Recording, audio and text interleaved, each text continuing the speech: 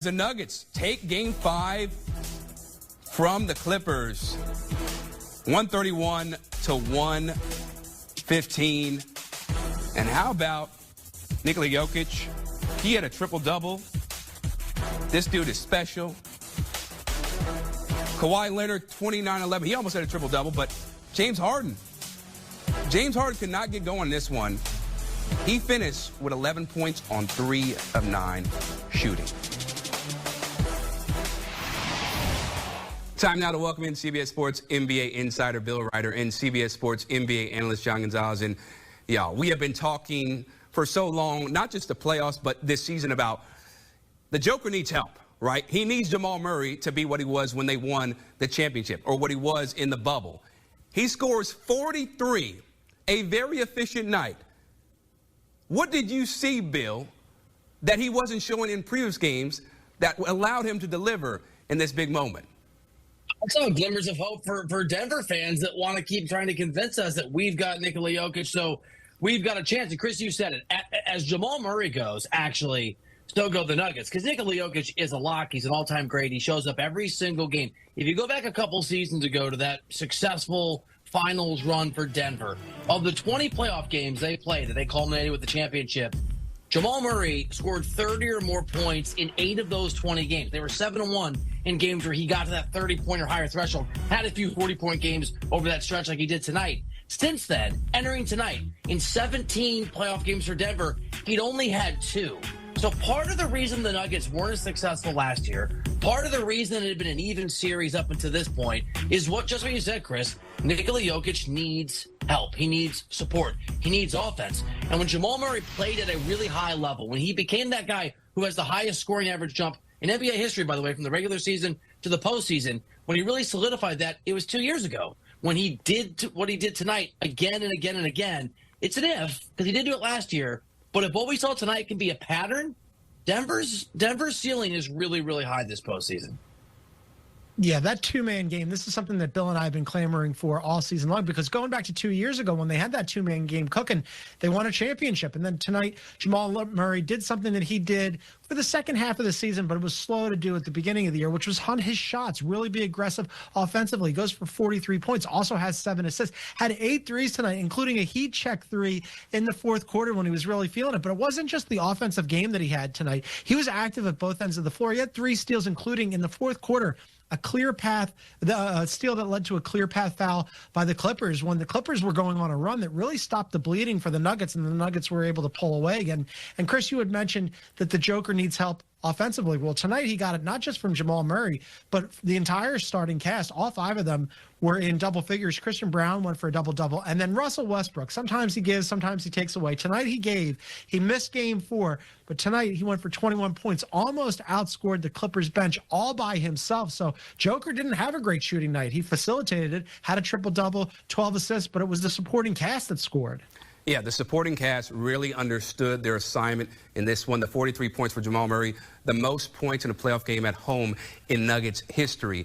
Now, for James Harden in the Clippers, right, James did not bring that aggressiveness that we've seen before, and he only had 11 points, 3 of 9 shooting.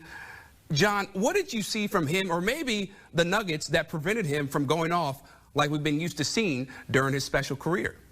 You're telling me that James Harden no-showed in a big game? I'm shocked. Clippers fans are shocked. Sixers fans before them are shocked. Houston Rockets fans can't believe it. Everybody is just blown away by this. 3 of 9 tonight, only 11 points, 0 for 2 from 3. Only took 2 threes. James Harden, Mr. Prolific from beyond the arc, only took 2 threes. 5 of 8 from the free throw line, a guy who's almost automatic when he gets to the line. And here's the big one. 4 turnovers. The team only had 10 turnovers. He had 4 of them. He was not good tonight. Actively kind of hurt them. I mean, Zubac had a team-high 27 points. Kawhi Leonard almost went for a triple-double.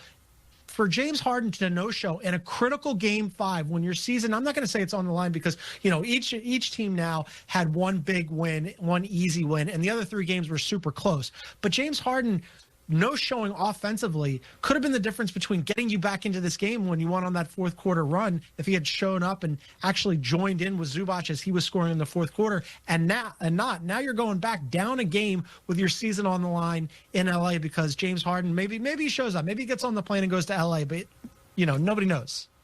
I was going to say, where was this wisdom before I predicted the Clippers, but it was with John, who laid it out before the series. If I had the flexibility, gentlemen, to kick myself right now on camera, I would kick myself right now on camera, because you knew the Clippers could win this series if James Harden could not be James Harden. But if he plays like a playoff debacle and he shoots like a playoff debacle and he walks like a playoff debacle, he's probably a playoff debacle.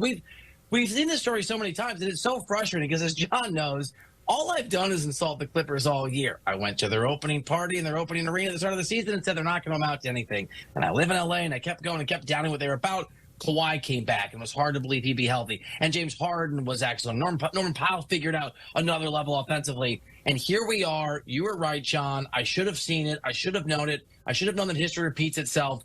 This is a Clippers team that can do special things if James Harden can be the guy he's supposed to be. But he always does this, and you reference it. He did it in Philly. He did it in Houston. He did it again in this game. And the most, I think, damning part of his performance, and John already hit on this, is the lack of aggression, is the unwillingness to take those shots, is the fear to just say, you know what, we're having a moment here, and it's not a good one.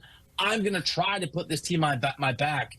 If that is how James Harden's going to play in this series, and he has done this in almost every playoff run of his career, the Clippers aren't the team we thought they were because, again, Harden's not the player that he should be at this time of year. Right, because it's one thing to lose when you unload the clip, right? You've done everything. It's another when, you're not even looking to score. When you understand who you are? You're James Harden, okay? You won an MVP for a reason. Now, as we look ahead, gentlemen, to Game 6, we know that it's going to be super tough for the Denver Nuggets to close out L.A. Bill, who do you believe is going to have the edge in that one? John, you know this is like Chris, you too. You hear these cliches your whole life, and you hate it when coaches and players spew them, and you realize some of the cliches are real, and you have to embrace it. I like the Clippers' chances to at least force a Game 7. You put this behind you. You get back to basics. Somebody grabs James Harden by the lapels or whispers in his ear or pulls him into the office or whatever is going to reach him and says, you got to, as Chris said, unload that clip. But if the Clippers can just go home, play at the level that they're supposed to, focus on what they're great at, get a great performance from Kawhi Leonard. I don't know that we're going to get another Jamal Murray 43-point masterclass. If the Clippers can just get back to basics, win at home, win a Game 6, and we know that anything can happen in a Game 7. Bill Ryder, John Gonzalez, thanks so much for the insight as always. And again, Jamal Murray, he turned up on this night. Most points in a playoff game in Ball Arena since 2000. He's got the second most, tied with Anthony Edwards, 43. And then the other was Damian Lillard in 2021, who put up 55 points. Coming up, it was the Jamal Murray show on this night. Nikola Jokic, he didn't have to carry the team as much as he did. Highlights next.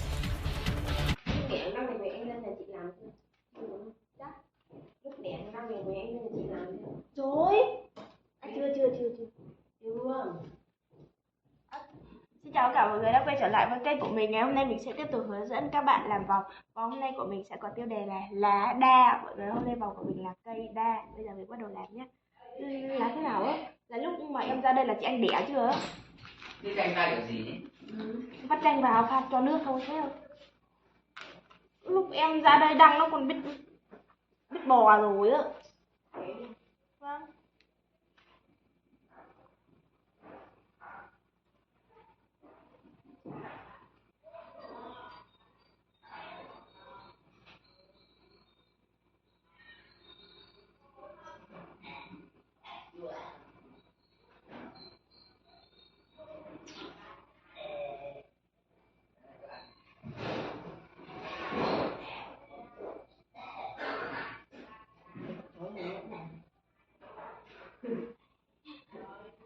Dương được lương ở đây. Dương được tận hơn 2 triệu. Tăng ca chưa? Em chịu chả tăng ca trưa được. Không phải em sang xưởng 2 nó cũng không có tăng ca trưa đâu. Nó bắt bọn em tăng ca trưa, em cãi bảo hợp đồng của bọn em không có tăng ca trưa. Em không làm. Đang nghĩ ra để cái tranh một ăn.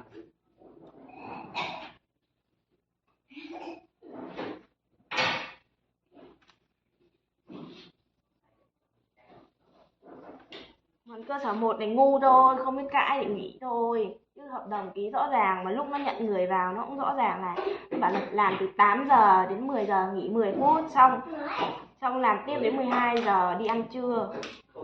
1 tiếng. Bọn này chả biết gì, chả biết cãi. Nó luôn mẹ này sao ấy.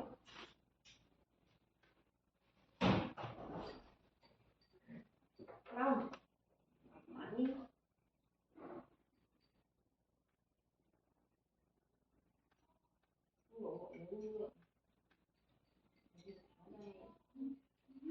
Chứ mà là vậy, bạn nó như này, cười cười cười, nó bắt đầu kể